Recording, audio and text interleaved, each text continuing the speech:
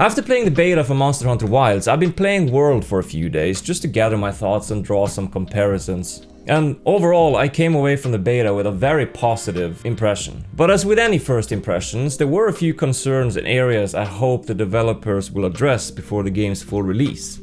An obvious big one is performance, but we'll get into that later. For some context, Monster Hunter World was my first game in the series, so my perspective will of course be different than from those of you who've played through all the other ones.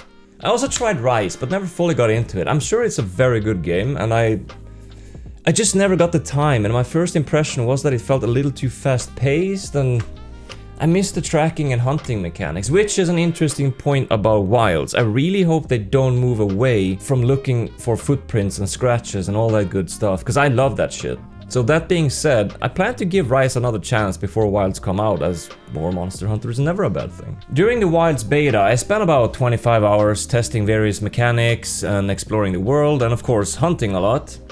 And while I enjoyed it overall, there were some elements that started getting a little annoying, such as the monster's tendency to run away and change locations, which I know is not unique to Wilds, it's why it's called a hunt. But in the beta, it felt like they were doing it excessively.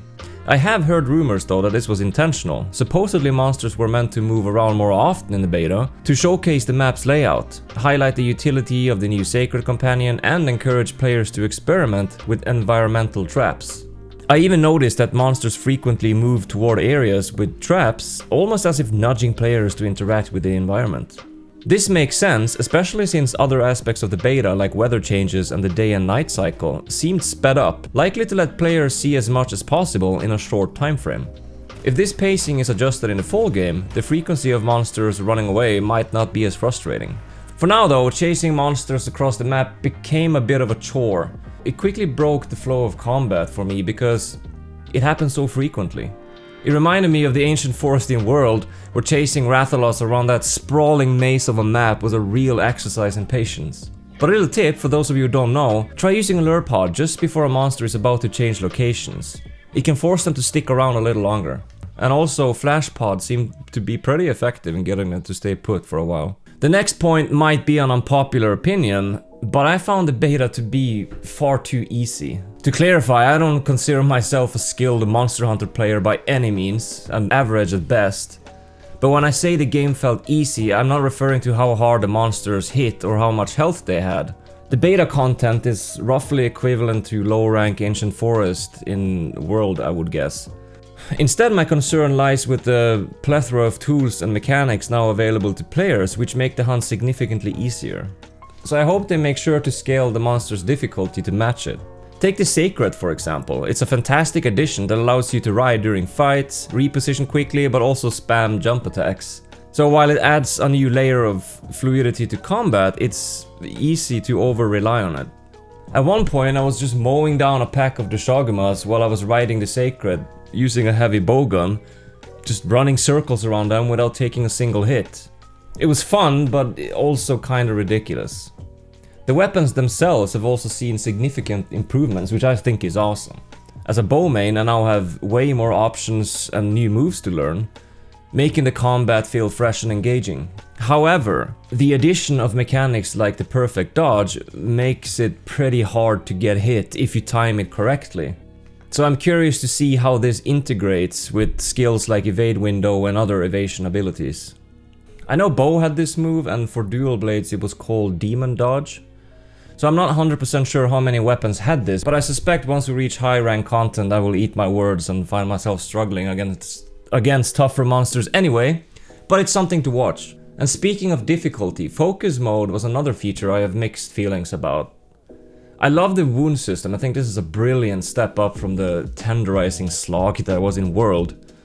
Fucking Clutch Claw.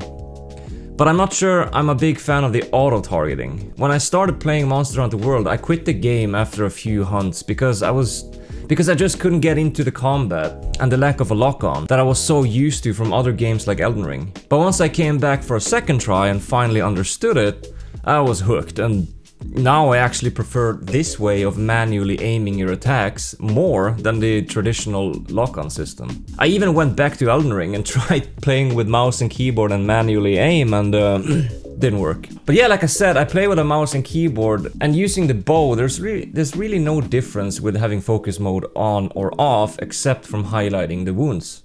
But my second weapon of choice is the greatsword. And now with the ability to adjust the direction of your attack mid-charge, it kinda takes away that incredible feeling of landing the perfect true charge slash right in the face of a monster. I mean, it doesn't take it away, but it's much easier now. So it removes some of that high risk, high reward that you get from greatsword and other slow weapons. Focus mode largely removes the commitment to attacks and positioning, and you're not as likely to get punished for a bad timed charge attack. I need more time with it to form a proper opinion, especially as we don't yet know how twitchy the monsters will end up being. Maybe it's almost a necessity if a lot of them move around like Furious Rajang, for example.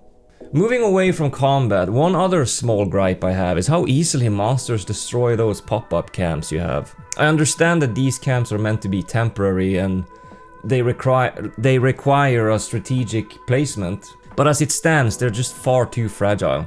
A monster can spawn near a camp, breathe on it, and pfft, it's gone. I'd like to see camps have either more durability or have the option to defend it, or just simply make it less likely for monsters to go near it. All these things are just minor nitpicks pretty much, and I don't think any of them will lessen my experience with the game, apart from the difficulty, but I'm honestly not afraid of that at all. I think there will be plenty of hard fights in the game and more to be added later in DLCs and events. So finally, let's talk about the elephant in the room that's not really an elephant since everyone is talking about it, and that's performance. This is a common issue in modern gaming, and while technologies like DLSS and frame generation are fantastic for boosting performance, they become a crutch for developers. And instead of optimizing games to run well natively, many studios now rely on these technologies just to hit 60 FPS, which should never be the case. During the beta, I encountered only minor graphical glitches, which is to be expected in a pre-release build, but I also have a pretty high-end PC, and the performance was noticeably worse than I expected for my system. The game is heavily CPU bottlenecked, but my CPU usage hovered around 20 to 40%, and there was almost no FPS difference between low and high settings. The recommended system requirements for Wilds is just absurd, with frame generation listed as a necessity just to reach 60 FPS. That's just unacceptable.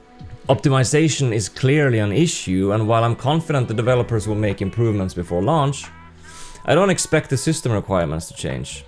Console players aren't spared either. The performance mode on console reportedly runs pretty bad while looking worse than Monster Hunter World in some areas and struggles to maintain a stable 60 FPS. This isn't promising, but I hope the final version sees significant improvements.